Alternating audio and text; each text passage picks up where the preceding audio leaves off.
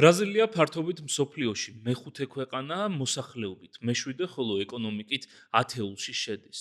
მიუხედავად ამისა, საქართველოში იშვიათად ვუყურებთ ბრაზილიას როგორც გლობალური პოლიტიკის ერთ-ერთ ძირითად მოთამაშეს. თქვენ უყურებთ პოდკასტს როგორ და რატომ და მე მისი წამყვანი ერეკლე შუბითიძე ვარ. დღეს ვისაუბრებთ ბრაზილიაზე, მის გლობალურ ამბიციებზე და საქართველო-ბრაზილიის ძალიან საინტერესო ურთიერთობებზე. ამ მიმართულებით დღეს ჩემი სტუმარია საქართველოს პირველი ელჩი ბრაზილიაში ოთარ ბერძენიშვილი. შეგახსენებთ, რომ სიმართლე გაცილებით უფრო რთულად ვრცელდება ვიდრე დეზინფორმაცია, ამიტომ გთხოვთ, მოიწონოთ ჩვენი ვიდეოები, გამოიწეროთ ჩვენი YouTube-ის არხი, ქვემოთ კომენტარებში დაგვიტოვოთ თქვენი მოსაზრებები და დაგვეხმაროთ, რომ ხმა მივაწვდინოთ, რაც შეიძლება მეტ ადამიანს. დიდი მადლობა, რომ გვიყურებთ.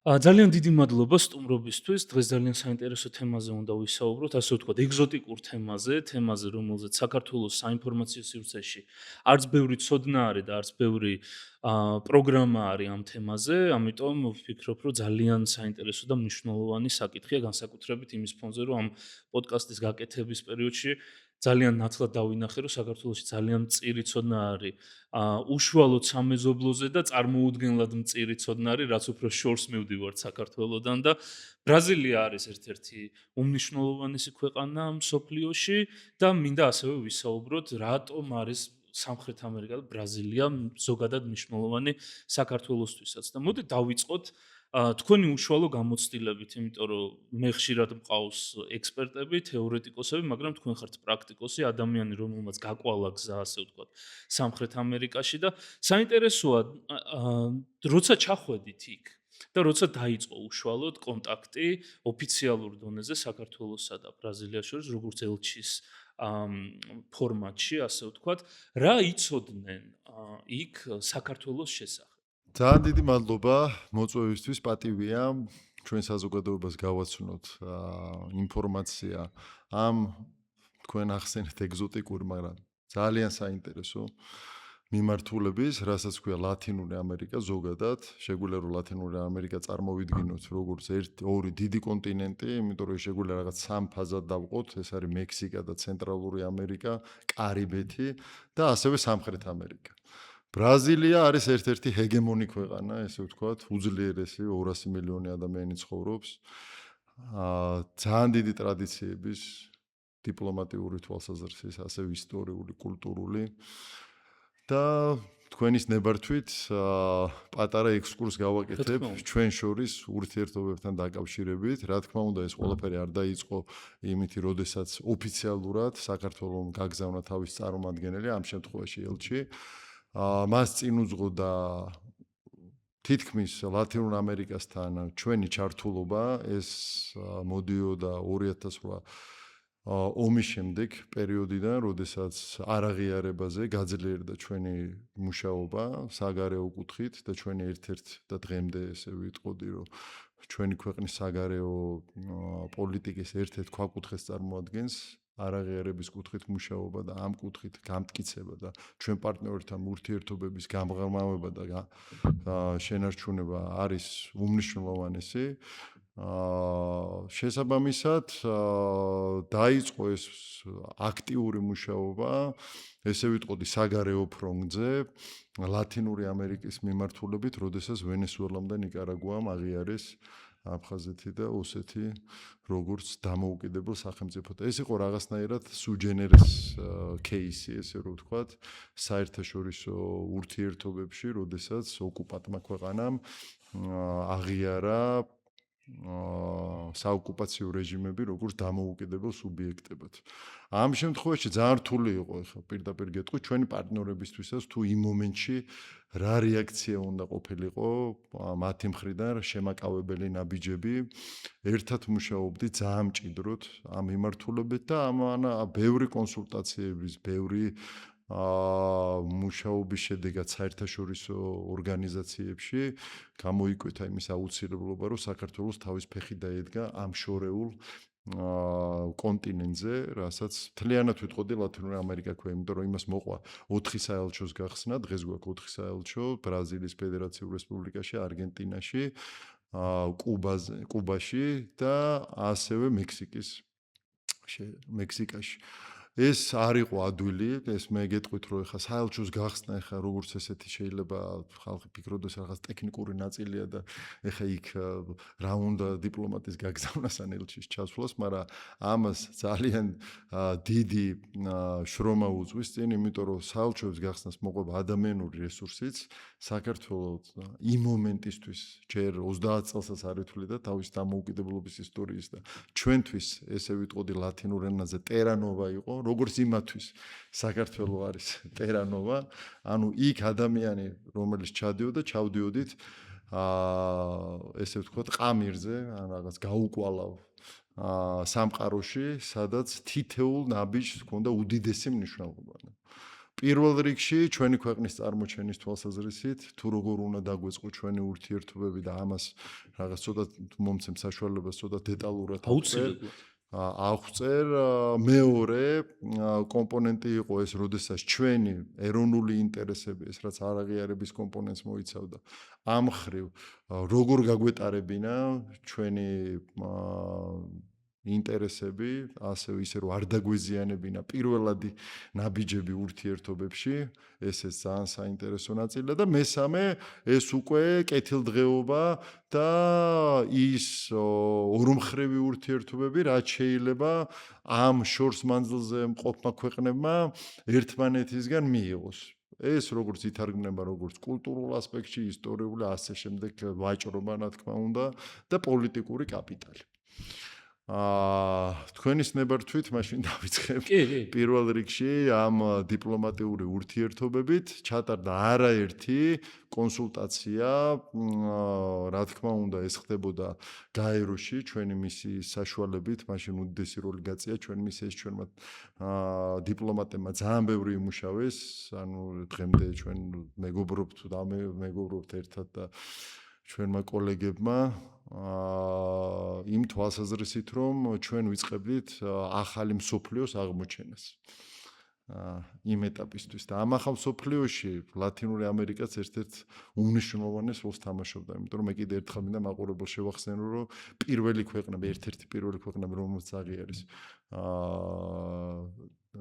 აფხაზეთი და სამხრეთ ოსეთი, ეს იყო ნიკარაგუა და ვენესუელა. იმ მომენტში უგო ჩავესი იყო პრეზიდენტი ვენესუელის, ძალიან მძლავრი წარმომადგენელი მემარცხენე ფლანგის რეგიონში, რომელიც იკრებდა ძალებს, რაღაც ატარებდა, რა თქმა უნდა, ანტიდასავლურ პოლიტიკას, მაქსიმალურად ცდილობდა, რომ რაღაც სამხრეთ გავლენები წამოეწია წინ და აეშენებინათ რაღაც იმ პატარა, ესე ვთქვათ, სამყაროში, პატარა არა, გეოგრაფიულად დიდია, მაგრამ მსოფლიო თანამეგობრობის თვალსაზრისით რაღაც დამოუკიდებელი ფლანგი, რომელიც რაღაცნაირად შეეწინააღმდეგებოდა დასავლეთს. ანუ ამ შემთხვევაში აშშ-ის პოლიტიკას და შემდეგ სხვა დასავლური სამყაროს. იმ მომენტისთვის საქართველოს ადიდგა.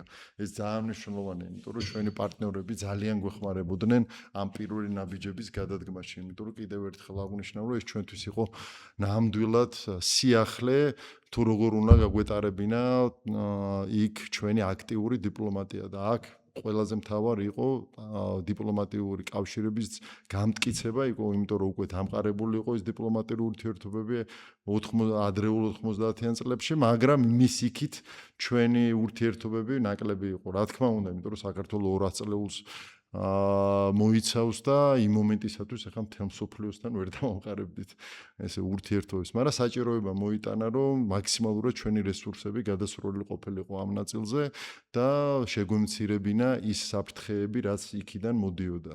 ამაზე შეიძლება უკვე ცალკე ვისაუბროთ, გადავალ უფრო კონკრეტიკაზე. კონსულტაციებიდან გამოიკვეთა, რომ ბრაზილიამ გამოთქვა სურვილი საქართველოსთან ურთიერთობების გამტკიცების.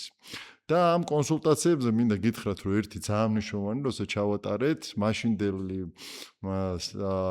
რანგით საგარეო საქმეთა მინისტრის მოადგილე საქართველოში ჩამოვიდა ოფიციალური ვიზიტით და მან თქვა, რომ ბრაზილიას აქვს მულტივექტორული ხედვა, არის დიდი ქვეყანა, ყველა წერტილში აქვს მსოფლიოში საელჩოები, გარდა სამხრეთ კავკასიისა ამ ეტაპზე, იმათვისაც ეს იყო ტერანოვა, ესე რომ ვთქვათ და გვითხრეს, რომ თუ საქართველო გახსნიდა ბრაზილიაში საელჩოს, მყისიერად თუ ნაცვალგების პრინციპით ბრაზილია გვიპასუხებდა და დღემდე მე ძალიან ვამაყობ ამ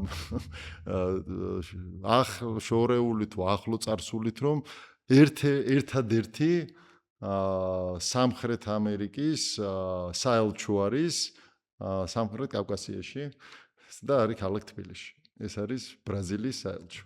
აი აქედან დაიწყო, ესე ვიტყოდი, ჩვენი ურთიერთობები ამ დიდ ძალიან საინტერესო ქვეყანასთან, რომლის ამბიციაც მსოფლიო თანამეგობრობაში არის ძალიან მტკიცე, ის როგორც აღვნიშნე კონსტიტუციაში უწერია, რომ ბრაზილია არის მომხრე არის ყველა კონფლიქტის მშვიდობიანი გზით მოგვარების, დიპლომატიის და მულტივექტორული უпростоრად მულტივექტორული თანამშრომლობის, ესე ვთქვათ, გაღრმავების. ბუდიში რაღაც არა, ძალიან საინტერესოა და ძალიან მნიშვნელოვანია ამ თემებზე საუბარი. სანამ ძირითად ნაწილზე გადავალთ, ერთი კითხვა მაქვს, ძალიან სულ მაინტერესებს ხოლმე. როდესაც აი ტერანოვა იყო ბრაზილიისთვის საქართველო, როდესაც საქართველოზე ვესაუბრებით ჩვენს პოლიტიკაზე, გეოპოლიტიკაზე, რა არის ყველაზე რთული ასახსნელი იმ ქვეყნებისთვის, რომელიც ძალიან შორს არის ჩვენგან და აი ეს ყოველდღიურ რეჟიმში არიციან რა არის რუსეთი, რა არის რუსული რევიზიონიზმი, როგორც ცდილობს, რომ მეზობლები შეავიწროს. მე მინდა გითხრათ ერთი ძალიან საინტერესო ფაქტი, სანამ გადავალთ რუსეთის კომპონენტზე და ჩვენს ზოგადად, ჩვენს ყოფაზე, ჩვენ რა გვაწუხებს. მე მინდა რომ პირველ რიგში როგორც დიპლომატმა აგიხსნათ, როგორ ხდება ამ ახალი ურთიერთობების, რომელიც ძალიან მოწყვლადია, იმიტომ რომ თავიდანვე თუ შეხვალ არასწორი ნაბიჯებით შესაბამისად ეს აღიქმება შენს გრძელვადიან ურთიერთობებზეც და აქ იყო ძალიან რთული ფაქტორი, იმიტომ რომ ეხა ბრაზილიისთვისაც როგორც აღვნიშნე, რომ ჩვენ ვიყავით რაღაც სიახლე, ახალი ხილი, იმათი გადასახედიდან ტროპიკულად ახალი ხილი და ჩვენთვისაც ბრაზილია ეხა იმას თუ არ ჩავთვლით სპორტს და კულტურას, რომელიც ეხა ჩვენს ქვეყანაში ესე ვთქვათ, კარგად გათვითცნობიერებულია, როგორც ბრაზილია, ეხლა ვერ ვიტყოდი, რომ საქართველოში არის რომელიმე რეგიონი, სადაც ბრაზილია არ იცოდნენ რაღაცა კომპონენტით მაინც, ან კულტურით, ან სპორტით, ან სპორტით, მაგრამ თვითონ ბრაზილიის ქვეყნის მრწამსი რა არის, მაგ ნამდვილად ვიტყოდი, რომ ამაზე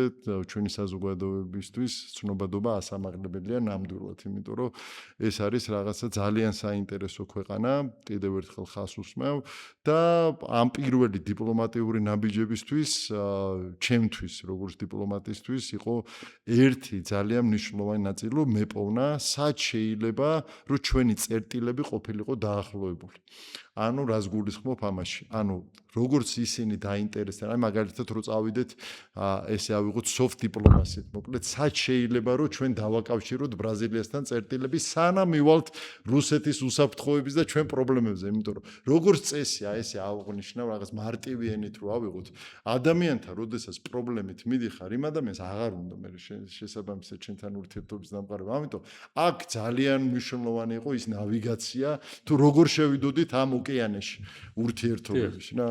და აქედან გამომდინარე, აი ამ წერტილებს ვეძებდი მაქსიმალურად, ძალიან ბევრი ვიმუშავეთ ამ თემაზე, იმ მომენტში, რომ როგორ შევსულიყავით, არა მხოლოდ ბრაზილიასთან, ზოგადად მაგ რეგიონში, ამ თვალსაზრისით, რომ საქართველო ერთ-ერთი ყველაზე ძველი ქვეყანაა, ჩვენი საყვარელი ქვეყანა, იქ რომ ტრადიციებს, კულტურას, ენას, რა ვიცი, ბევრ რაღაცაზე შეიძლება კაპიტალის დაშენება, მაგრამ ამ შემთხვევაში აი ბრაზილიასთან მინდა ვილაპარაკო, აი ბრაზილიასთან რა გვაკავშირებს, ანუ რა არის ეს წერტილები იმ მომენტში რა მუშაობდა. ეს იყო სენტიმენტები, მარტივი სენტიმენტები, რომელიც პოეზიაში მაქსიმალურად მათ სიამოვნებდათ, როდესაც ვაქებდით მათ პოეზიას და არა მარტო ცეკვა თამაშს. იმიტომ რომ ეს თვითონაც იწვევდა იმ ქვეყნიდან, იმიტომ რომ სერიოზულად არის ის ქვეყანა წარმოდგენილი სოფლიო თანამეგობრობის წინაშე და რაღაცნაირად მარტო ფეხბურთით და სამბით არ შეიძლება ქვეყანა აღიქვა, იმიტომ რომ ერთ-ერთი მთავარი დონორია, ესე რომ ვთქვათ, სოფლის მეურნეობის თვალსაზრისით და აქედან გამომდინარე ის მოკლე რისერჩი, რაც მათ სენტიმენტებზე იმუშავებდა იმ მომენტში და დღესაც ესე ვიტყოდი, ეს იყო მთავარი კვაკუთხედი პირველი შესვლის ურთიერთობების.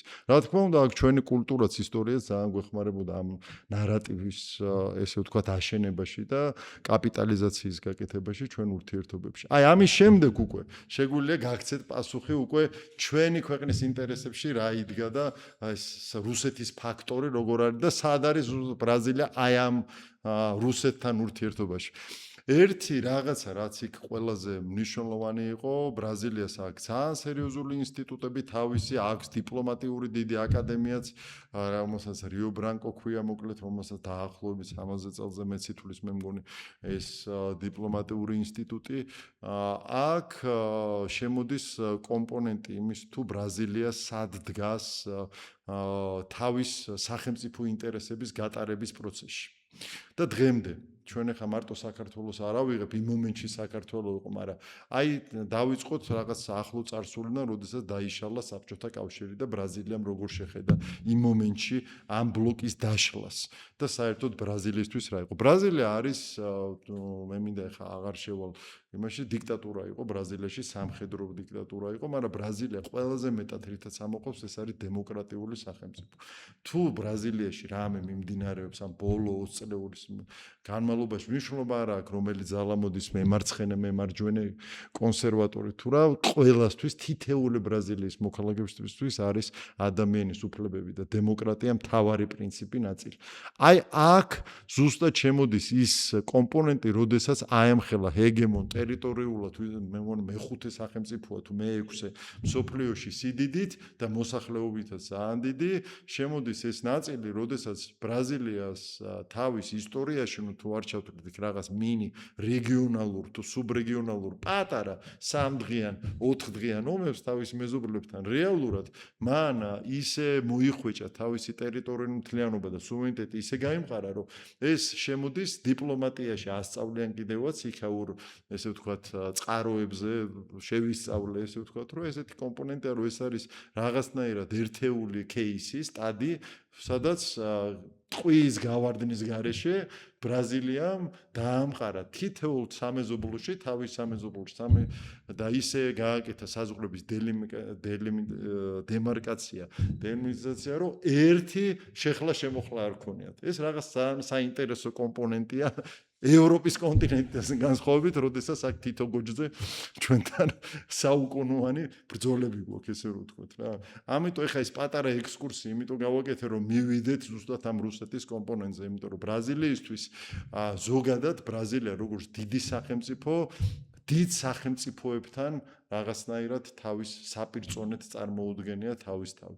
შესაბამისად, როდესაც საკითხი მიდის რუსეთთან, რუსეთის იმპერიალისტურ ხედვებთან, მათ დამპყრობლურ საკითხებთან, ბრაზილიისთვის ეს გასაგებია რაღაც დონეზე, რაღაც ეტაპამდე, მაგრამ მეორე მხრივ ასევე იმასაც აღნიშნავს, რომ რუსეთი ძალიან დიდი ფაქტორია მსოფლიო დღესდღეობის ესე ვთქვათ, ცუდად თუ კარგად მსოფლიო დღესდღეობაში რაღაც დიდი როლი აქვს, მინიმუმ ატომური სახელმწიფო არის და არის უშიშროების საბჭოს წევრი და აი აქ ბრაზილია ძალიან მნიშვნელოვანი კომპონენტი შემოდის, როდესაც გაეროს უშიშროების საბჭოს ეხება და ამაზეც მე შემდეგ გადავალ.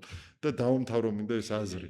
ბრაზილია არის ერთ-ერთი ქვეყანა, როდესაც ხსნიდი, ანუ ჩვენს პრობლემას, რომ რუსეთმა, საქართველოს და აუცილებლად ეს უნდა იწყებოდა ისტორიული ნაბიჯებიდან, ეს იწყებოდა პირველი რესპუბლიკის პერიოდიდან, ესე ვიწყებდი საუბარს, იმიტომ რომ საუბარი 2008 წლიდან ეს უკვე წამგებიანი იყო დასაწყისშივე, ანუ არ იყო სწორი, იმიტომ რომ ამას ისტორიული ნაწილი მოყვებოდა, იმიტომ რომ კიდე ერთხელ აღნიშნავ, რომ ჩვენთვის ბრაზილია იყო საერთოდ ყამილი, ანუ ხალხს ხვდებოდი ისე, რომ საერთოდ არ იცოდნენ საქართველოს არსებობა საერთოდ, თუ მსოფლიოში ეგეთ ქვეყანა არსებობდა, ანუ აი ესეთ ხალხთან ზოგჯერ გიწევდა, რა თქმა უნდა, ეხა ეს დიპლომატებს არ ეხებოდა, მაგრამ სამ იმაში რა ქვია, საკანონმდებლო კანონმდებლო ორგანოში კი შეხვდებოდი სენატორს, შეხვდებოდი სიტყვაზე დეპუტატს, რომელიც მაგალითად საერთოდ არ იცოდა, პირველად ხვდებოდა ქართველ დიპლომატს და რაღაც სურათებს იღებდა, რომ რაღაცნაირად რაღაც ახალი, რა ვიცი, ჰუმანოიდი ნახა იმ მომენტში თავის ქვეყანაში. მოკლედ, აი ესეთ ეტაპზე იყო, ესე რომ თქვა, თავიდან ურთიერთობა. ამიტომ ეგრევე რუსეთის პოლიტიკაზე საუბარი, ანუ ჯერ ჩვენი საქმე იყო გასაკეთებელი, მაგრამ ამას დროში ვიყავი ძალიან შემჭიდროებული ამასთან ერთად. მე არ იყო იმის დრო, იმიტომ რომ ყველანაირი მანიშნებელი იყო იმისა, რომ ეს მავანის ძალები მაქსიმალურად შეესწებოდნენ, რაც შეიძლება ჩქარა დაეშენებინათ იმ არაღიარების კომპონენტზე, რაც ვენესუელას და ნიკარაგუას მოყვებოდა და იქ ბევრი მემარცხენე ლიდერი იყო იმ მომენტში, იქ ბოლივია, ევო მორალესი, პერუში მემარცხენე ძალები მოდიოდნენ, იქ კოლუმბია, იქ სხვა დანარჩენი კიდე რეგიონალური და ასევე სუბრეგიონალური, მე ვგულისხმობ ცენტრალურ ამერიკას და კარიბეთს. მოკლედ, აი რუსეთზე მაქსიმალურად, როდესაც ისტორიული კომპონენტით შევდიოდით, იქ უკვე მეტად უფრო საინტერესო ხდებოდა მათთვის საქართველოს შესახებ მეტი ინფორმაციის მოსმენა, მაგრამ ერთი რაც ყველაზე მთავარი კომპონენტია, მინდა აღვნიშნო, რომ ბრაზილიისთვის ძალიან რთული გასაღებია დღემდე ბრაზილიის დიპლომატიისთვის რა არის საგარეო საფრთხე. ჩვენი დოქტრინა, ჩვენი ვიძახი არა მარტო საქართველოსი, ზოგადად დასავლური სამყაროსი, ან ევრაზიული კონტინენტის პირველი იწყება უსაფრთხოებით და უსაფრთხოების დოქტრინით. ბრაზილიის დოქტრინაში უსაფრთხოების კონტინენტი, რა თქმა უნდა, აქვს საზღვრების უსაფრთხოება, მაგრამ გარე უსაფრთხოებაზე არის აი პატარა პრეამბულა, იმიტომ რომ მათ ამ 500 წლის არსებობაში, რაც ეს ქვეყანა არსებობს, გარე საფრთხე არ ქონია. ძალიან რთულია ქვეყანას, როდესაც გარე საფრთხე არ უგზნია, ესე ვიტყოდი, გარე დამპყრობლისგან ხა მეზობლებს არ გულისხმობ, იმად აუხსნა რა არის რუსეთის იმპერიალისტური ხედვები. ძალიან საინტერესო არის. ჩვენ ნაწილობრივ ვისაუბრეთ, რატომ არის ბრაზილია საინტერესო საქართველოსთვის და შევეხეთ იმ ნაწილსაც, რომ როგორ ხედავს ბრაზილია თავის თავს. მინდა ეს შევაჯამოთ და ძალიან კონკრეტულად ავხსნათ. ბრაზილია თავის თავს ხედავს როგორც დიდ ძალას, საშუალო ძალას, რეგიონულ ძალას, რა დინამიკაში არის ის გლობალურ მოთამაშეებთან, გაეროს უშიშროების საბჭოში მყოფ ქვეყნებთან, რა დინამიკაში არის დიდ ძალებთან, საშუალო ძალებთან და როგორ ხედავს საკუთარ თავს. ძალიან დიდი მადლობა, ძალიან საინტერესო კითხვა. ზუსტად აი ამაზე მინდოდა ახლა ჩემი საუბრის გამახვილება. თქვენ ალბათ გაიგიათ, ბრაზილია არის ბრიქსის წევრი. ბრაზილიისთვის როგორც აღნიშნე, გაეროს უშიშროების საბჭოს რეფორმირება არის ერთ-ერთი უმნიშვნელოვანესი მაგათი საგარეო პოლიტიკის ქვაკუთხედი, რომ მოხდეს გაეროს უშიშროების საბჭოს რეფორმირება და მათ მიიღონ თავისი ადგილი, როგორც მუდმივი, არამუდმივ წევრად, ესე ვთქვათ,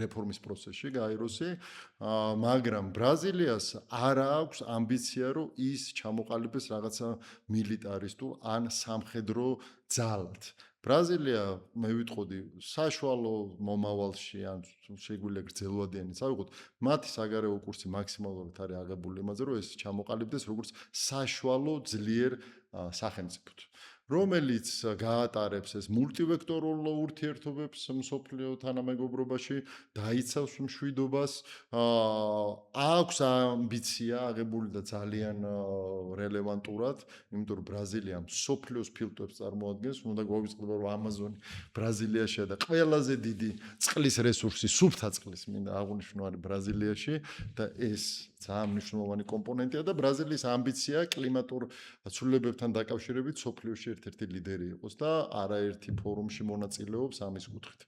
რაც შეეხება საერთაშორისო თანამეგობრობაში მის ადგილს, ეს არის ბრიქსში, ბრაზილიას ბრიქსში, როგორც იცით, იქ ჩინეთი და რუსეთიც არის.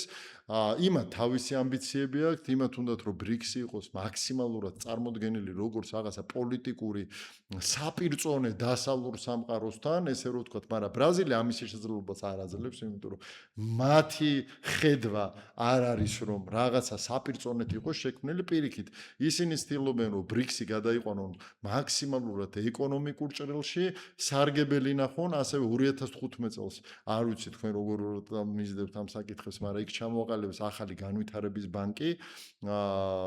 ეს არ შეიქმნა კიდე ერთხელ ხას უსმევ, რომ ეს არის საპირწონედ მსოფლიო ბანკის ან სავალუტო ფონდის, მაგრამ ეს მათი გადასახედიდან ეს უფრო მოქნილობისთვის არის, მათი ხედვა არის შემდეგი, რომ აიღებენ ვალუტას მაქსიმალურად უფრო მოქნილად, თავის ეროვნულ ვალუტაში გაიცემა საკრედიტო კრედიტები და უფრო მარტივად დააფინანსებენ იმ პროექტებს, მეგაპროექტებს, რომელიც რეგიონში მიმდინარეობს. ყველა ქვეყანა თავისი კუთხით რა.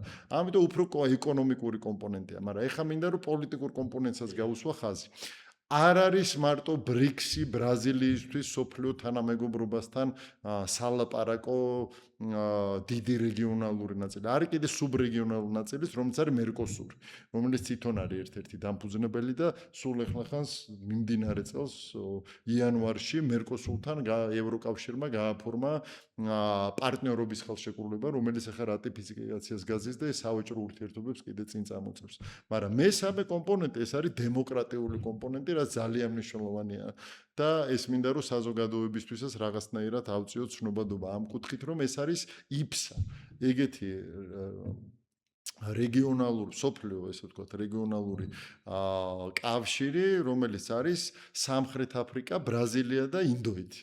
ძალიან საინტერესოა, იმიტომ რომ ბრიქს თუ გამოვაკლებთ, ანუ ჩინეთი და რუსეთის გარდა უცებ ეს სამი ქმნიან ცალკე კომპონენტს და ძალიან მე რომ დავსვი ეს კითხვა, რომ ეს კომპონენტი ეს 2003 წელს შეიქმნა თუ 2 წელს, აღარ მახსოვს ეს პირველი ნაწილი, როდის დაფუძნდა ეს ორგანიზაცია, რა განსხვავებაა, მაგალითად, რატო გახდა ამის აუცილებლობა, რომ იფსა შექმნილიყო, რა აძლევს. პირველ რიგში ეს ბრაზილიისთვის არის სამხრეთ მიმართულების ამ განზომილების გაძლიერება და ესეთი ხედვა აქვთ, რომ ეს არის სამი დემოკრატიის გაერთიანება.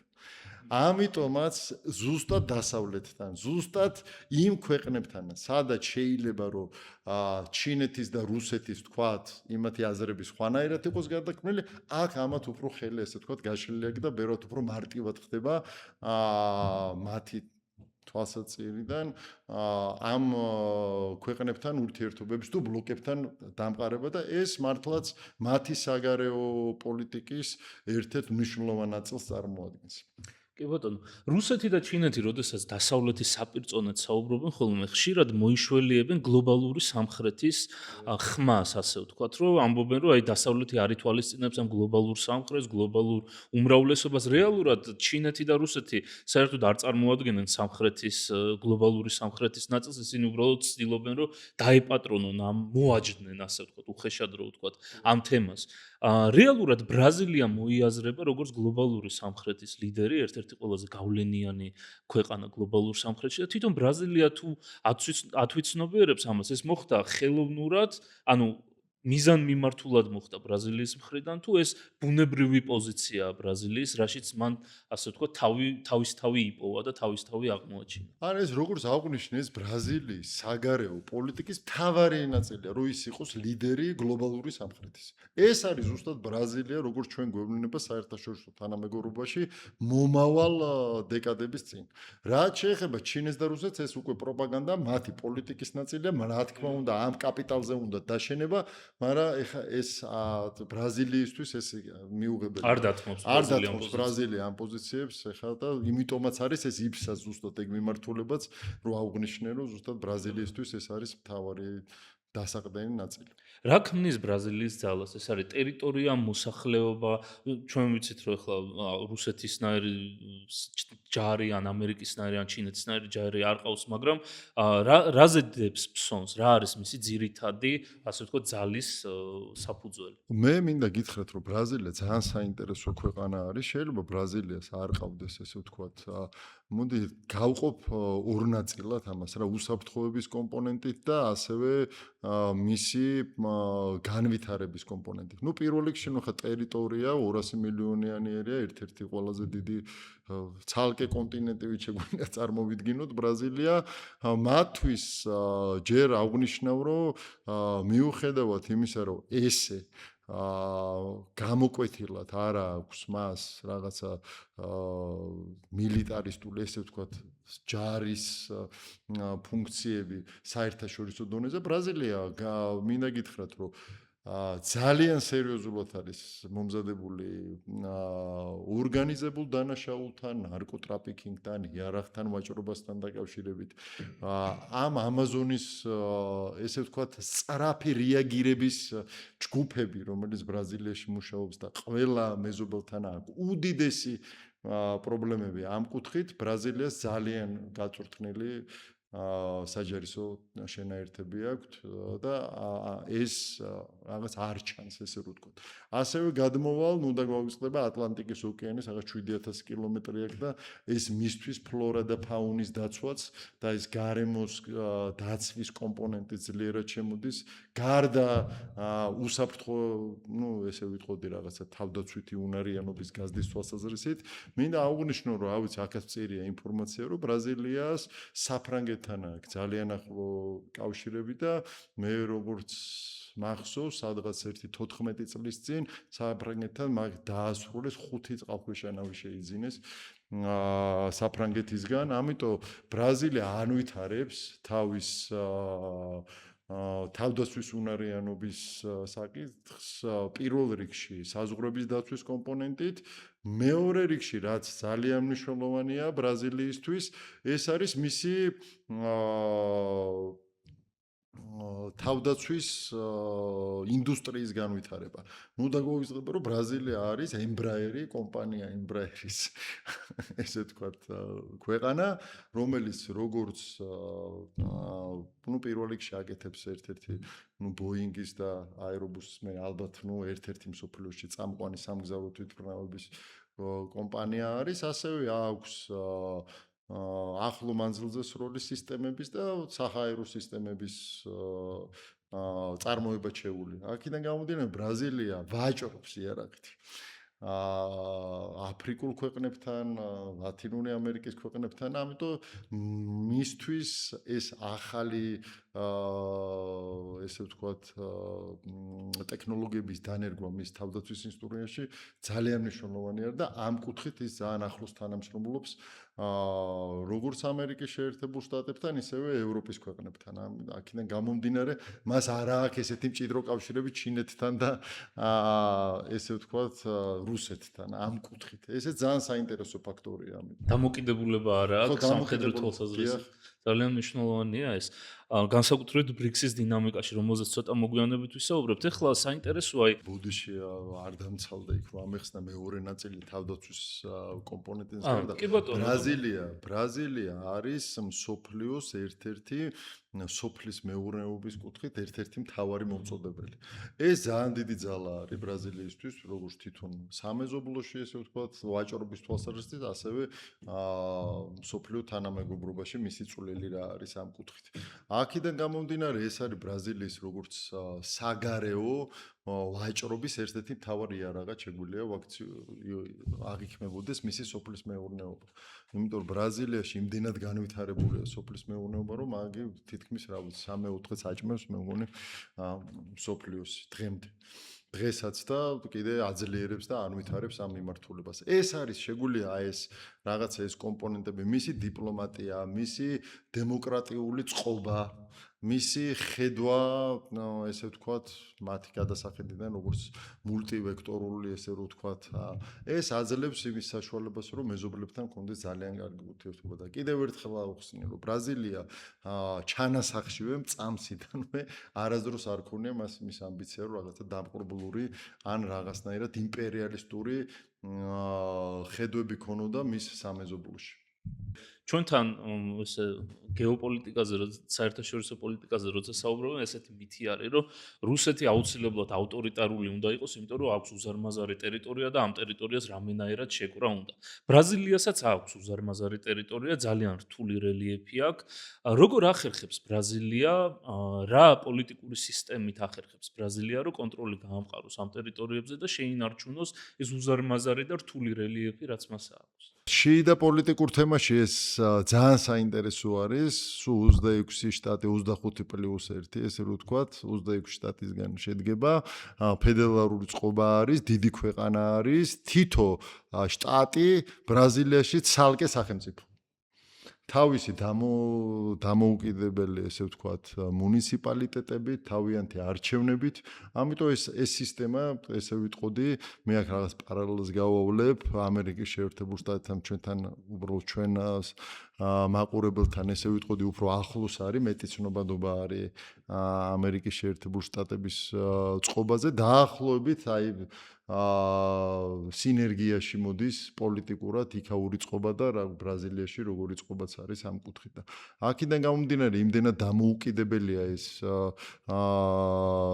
თითეული რეგიონი, რომ შესაბამისად იქ ეს წარმომადგენლობითობა საკანონმდებლო ორგანოშიც დამოკიდებულია ამ რეგიონის სიძლიერეებსაც. იმიტომ რომ ზოგი რეგიონი ხა რა თქმა უნდა ხა ამაზონში და იმ რეგიონებში ხა წარმომადგენლობები არ არის ესეთი ძლიერი, იმიტომ რომ იქ არ არის ესეთი დოვლათი, მაგალითად, როგორც არის თქვა ქვემოთ სამხრეთის რეგიონში, რომელიც მთელი ინდუსტრია ქვეყნის არის იქ. აქედან გამომდინარე წარმომადგენლობებიც მათი სენატორები არიან თუ დეპუტატები იქნებიან, განსხვავებული პოლიტიკური კაპიტალით არიან წარმოდგენილები, მაგრამ რა თქმა უნდა დემოკრატია მუშაობს და შესაბამისად ეს არის მთავარი პრინციპი მათი მართლობის და ამითი ძალიან ამაყობენ. ეს არის თქვათ ბრაზილიის, ესე თქვათ, უნიკალური სახე, რაც ანარჩუნებინებს მას იმ შვიდობას, რაც სამხრეთ ამერიკაშია, თვითონ ამ ესე ავიღოთ კონტინენტზე, იმიტომ რომ სამხრეთ ამერიკა ძალიან დიდი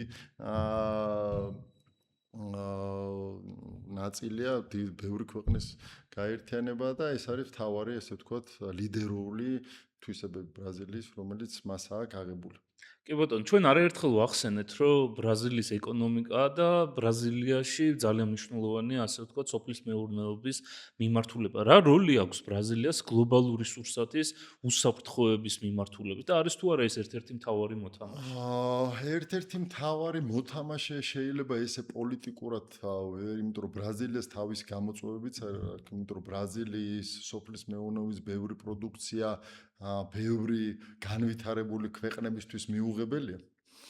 ესე რომ ვთქვათ, ამიტომ იქ ხარისხზე მუშაობა ძალიან მნიშვნელოვანია, ამიტომ კიდევ ერთხელ ბრაზილია განვითარებადი ქვეყანა არის ამ კუთხით და შესაბამისად ეხლა მისი პოლიტიკური მრწამსი, რომ მას რაღაცა დიდი გარდამტეხი როლი აქვს ამ კუთხით, მაგაზე ალბათ თავ შევიკავებდი, რომ ესე ხმამაღლად ვთქვათ, მაგრამ რაც შეეხება თვითონ თავის როლს მესამე მსოფლიოს ესე რომ ავიღოთ ქვეყნებთან ურთიერთობებში, ლომის წელი აქვს ბრაზილიას ამ კუთხით, მათ შორის საქართველოსთან ვაჭრობის კუთხით.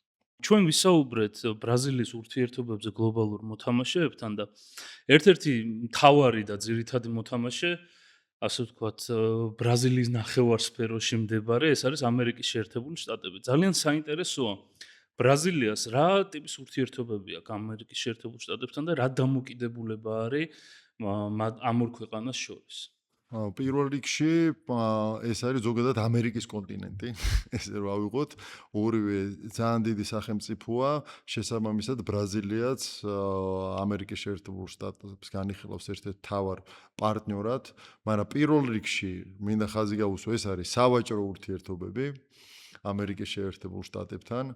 შემდეგ პოლიტიკური ურთიერთობები, ანუ ვაჭრობა არის, მათთვის მაინც ბრაზილიის კუთხიდან მინდა რომ აღიქმებოდეს, მიუხედავად იმისა, რომ ამერიკის შეერთებულ შტატებს ჭირდება საყრდენი, აუცილებლად ბრაზილიის სახით სამხრეთ ამერიკაში, მაგრამ არა მხოლოდ სამხრეთ ამერიკაში, ზოგადად ჩვენ დავფარეთ ის მხარეს, რომ ეს არის გლობალური სამხრეთი და თვითონ ბრაზილიის როლი საერთაშორისო თანამეგობრობაში, ამიტომ აქ პატივისცემაზე და ურთიერთ ბენეფიზეც არის დამყარებული ეს ურთიერთობა, იმიტომ რომ მათ ერთმანეთი ჭირდებათ.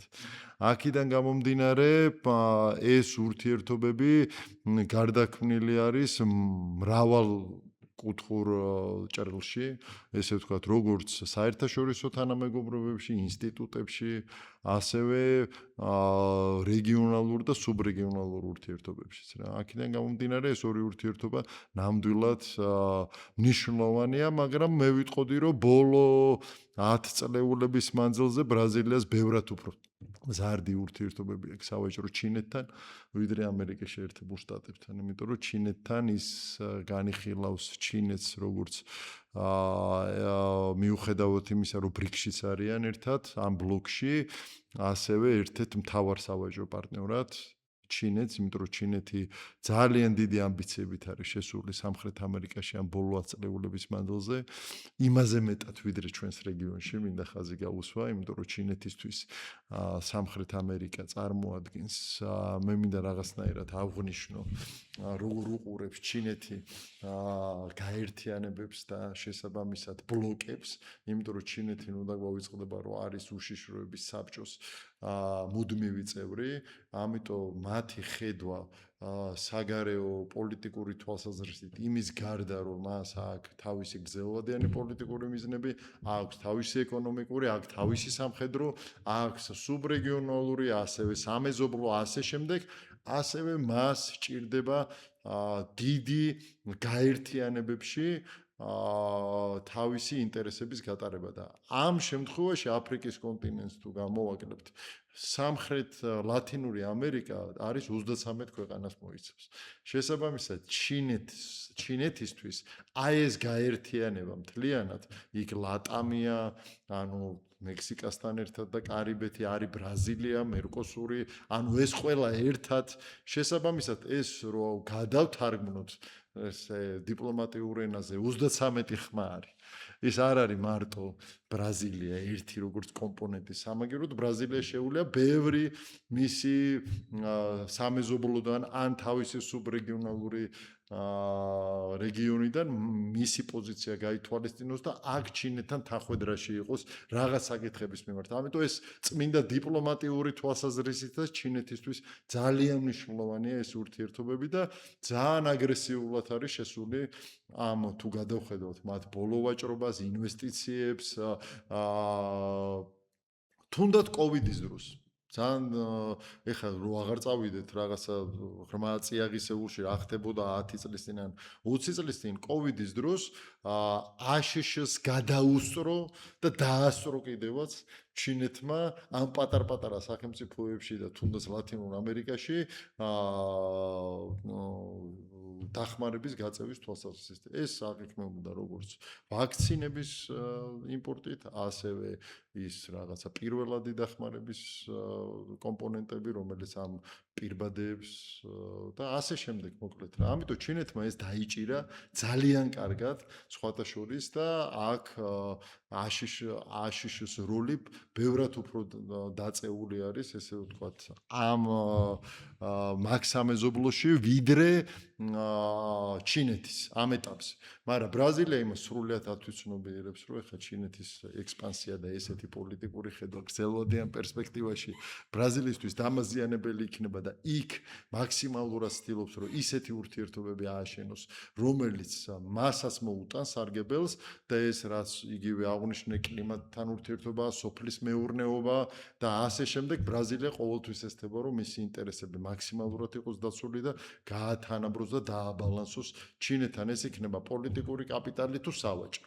აქვე ერთი პატარა ძალიან მნიშვნელოვანი კომპონენტია, რომელიც ჩვენი მაყურებლისთვის მინდა აღინიშნოს, რომ ბრაზილიაში არის ერთ-ერთი ყველაზე დიდი იაპონური დიასპორა.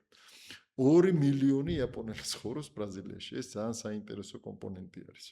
ამიტომ ბრაზილია ესე რომ ავიღოთ სამხრეთ აზიის ქვეყნებთან, ეხლა სამხრეთ კორეასთან ვერ ვიტყოდი, მაგრამ იაპონიასთანაც პოლიტიკურად ძალიან ახლო კავშირები აქვს. ეს ბრაზილიას აძლევს რაღაცა თვალსაზრისით ჩინეთთან რაღაც დაბალანსებული პოლიტიკური კუთხით უფრო. ესე ვიტყოდი, რაღაც ურთიერთობების წარმოებას. ეს ძალიან მნიშვნელოვანი ასპექტია. მაგალითად, ბრაზილიაში ამდენი ჩინელი არ ცხოვრობს, მაგალითად, და არც დაუშვებენ.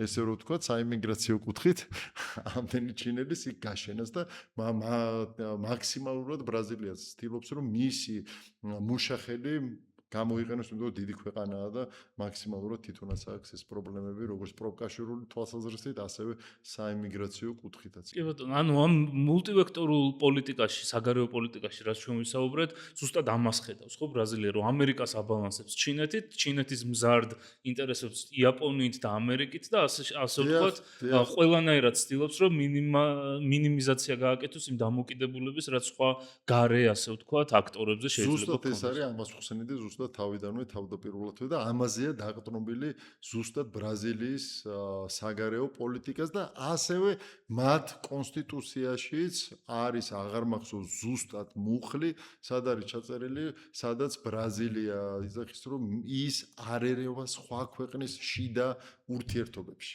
აი ეს არის ბრაზილიის მთავარი, ესე ვთქვათ, ბოძი მათი ქვეყნის საგარეო კურსის ჩამოყალიბების ნაწილში.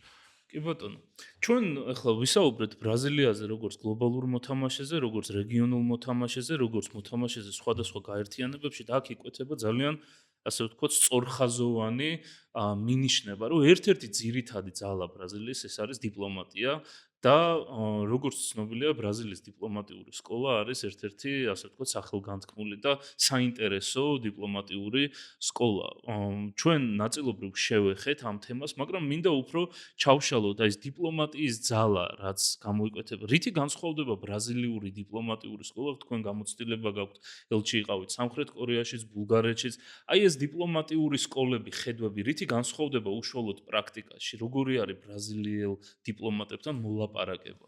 საერთოდ დიდი მადლობა ეს რაღაც ეს დიპლომატიური სკოლის საკითხი რაღაცა ჩვენთანაც როგორც ვიცი აქ რაღაცნაირად გაჟღერდა. ეს უფრო დაფუძნებული არის მის ისტორიულ წარსულზე. მოდი ესე ავიღოთ. ძალიან ძლიერი დიპლომატიური სკოლა აქვს ბრაზილიას, უკვე რაღაცა 100 წლეულებს რიო ბრანკოს უნივერსიტეტია. ჩვენ მაშინ თავდაპირველად დავამყარეთ პირველი კავშირები, რაღაც გაფორმდა ურთიერთთანამშრომლობის მემორანდუმი, მაგრამ რა თქმა უნდა, ხა ბრაზილიის დიპლომატიას დიდი ამბიციები აქვს, დიდი ქვეყანაა, სადღაც 200-მდე საელჩო აქვს სოფლიოში, ანუ თავისი ინტერესები აქვს სავაჭრო კუთხით, მათი დიპლომატების გადამზადება ძალიან რთული არის ამ უნივერსიტეტის დამთავრება. იქ მე პირადად ჩავეძიე, მოკლედ იქ ძალიან ესე ვთქვათ, სერიოზული მომზადება ხდება, სანამ ეს ეტაპები არის, მოკლედ სანამ გაივლი ამ სკოლას და დაამთავრებ და შემდეგ ხდები დიპლომატია, ამიტომ იქ მოხვედრა ბრაზილიის საგარეო თვითონ სამინისტროშიც ძალიან რთულია, მაგრამ ერთ-ერთი მთავარი კომპონენტი ისინი უпростоრად იცავენ რაღაც ტრადიციებს, ესე ავიღოთ, მაგრამ როგორც ესეთი დიპლომატიური სკოლა დღეს თანამედროვე იმაში რა ქვია თუ ავიღებთ აშშ-ს რაღაც ეს უფრო ძველი ესე ვთქვათ ტრადიციების მატარებელი ნაწილი არის, თორე ეხა მე არაფერი საწინააღმდეგო ვარ, მაგრამ დიპლომატიური რაღაც მიმართულების ან რაღაცა სკოლის, მაგრამ ეხა დღევანდელ სოფლიოში ავიც საერთაშორისო ურთიერთობები ყველა უნივერსიტეტშია და ამიტომ რაღაცნაირად ეხა ეს დიპლომატიური სკოლა რო რაღაცნაირად იყოს ცალკე რაღაცა დღეს დაშენებული რაღაცაზე, არ ვიცი ეს ჩემი პირადი აზრია, ეს პრაქტიკაში როგორ შეიძლება იყოს, რაც უფრო მეტი საშუალება იქნება სხვადასხვა უნივერსიტეტებში ხალხი გაიზარდოს და ესე ვთქვათ მეტი ინფორმაცია მიიღოს, მეგონი უკეთესი არის. ასევე დიპლომატიურ სკოლას აქვს ერთი ტრადიციებს თუ გამოვაკლებთ რაღაც ახალზე დავაშენებთ რაღაცას, ანუ ერთი ისის ახლა პროფესურა, ვინ უნდა ასწავლოს, რა უნდა გაკეთდეს, ამიტომ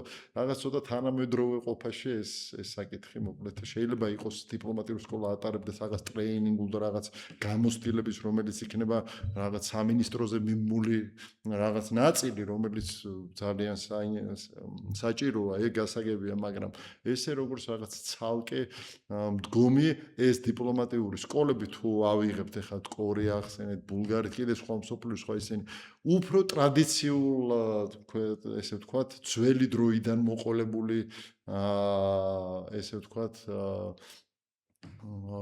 კულტურა არის, ვიდრე ახალი შექმნილი რაღაც მიმართულებები, ესე რომ ვიტყოდი.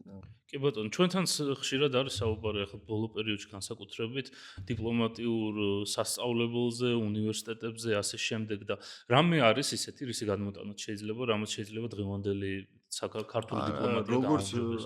როგორც აღვნიშნე, ხა ბრაზილიიდან გადმოტანა საქართველოს რა მოდელების წარმოუდგენელია პირდაპირ გეტყვით, იმიტომ რომ იქ ტრადიციები იმათ აქვთ რაღაც 300 წელს ითვლის და სულ სხვა კომპონენტია და კურიკულუმი კიდევ ერთხელ აღვნიშნავ საერთაშორისო ურთიერთობებში შეგვიძლია ყველა ინსტიტუტში მიიღო და ის ადამიანი არ არის აუცილებელი დიპლომატიურ სკოლაში იყოს ადამიანი აღზრდილი და სიტყვაზე ის უნდა გახდეს დიპლომატი. ანუ პირიქით რაც უფრო მრავალფეროვანი იქნება, უკეთესი არის. კი ბატონო. ჩვენ საუბარი დავიწყეთ საქართველოსა და ბრაზილიას შორის ურთიერთობების დამყარებით, როგორ შეიქმნა, ასე ვთქვათ, ჩამოყალიბდა ეს ურთიერთობები და ბოლო კითხვისთვის მინდა რომ ესე შევაჯამოთ, რომ როგორ შეიძლება საქართველოს და ბრაზილიის ურთიერთობები გაგრძელდეს და უფრო განვითარდეს დღევანდელი გადმოსახედით.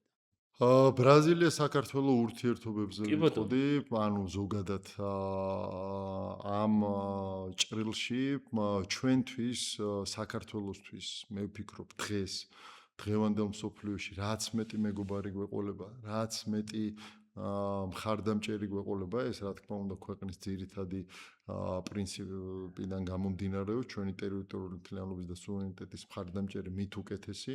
ამას გარდა ბრაზილიის გამოცდილება, როგორც დიპლომატიური კუთხით, საერთაშორისო თანამეგობრობასთან ურთიერთობებში, ასევე სავაჭრო, ასევე სოფლის მეურნეობის, ასევე კულტურის, რაც მეტი ჩართულობა იქნება ჩვენი სამხრეთ ამერიკის რეგიონთან, ეს მხოლოდ და მხოლოდ საქართველოს მოუტანს სარგებელს და ასევე საქართველოს მე მინდა ჩემი ქვეყანა და მაგის ამბიციაც მაქვს რომ იყოს ერთ-ერთი ლიდერი ჩვენი პატარა სუბრეგიონის, ეს არის სამხრეთ კავკასია და ბრაზილია როგორც ერთ-ერთი პირველი საელჩო, რომელიც დიპლომატიური წარმომადგენლობა აქ არის, მე მინდა რომ ჩვენი ვიყოთ მათთვის ერთ-ერთი მთავარი კარიბჭე მათი ბიზნესისთვის, რომ საქართველოში მაქსიმალურად მოხდეს მათი კერძო სექტორის შემოსვლა და აქედან შემდეგ გასვლა, როგორც სამხრეთ კავკასიის რეგიონში, ასევე ამის გაღმაც ეს ეხება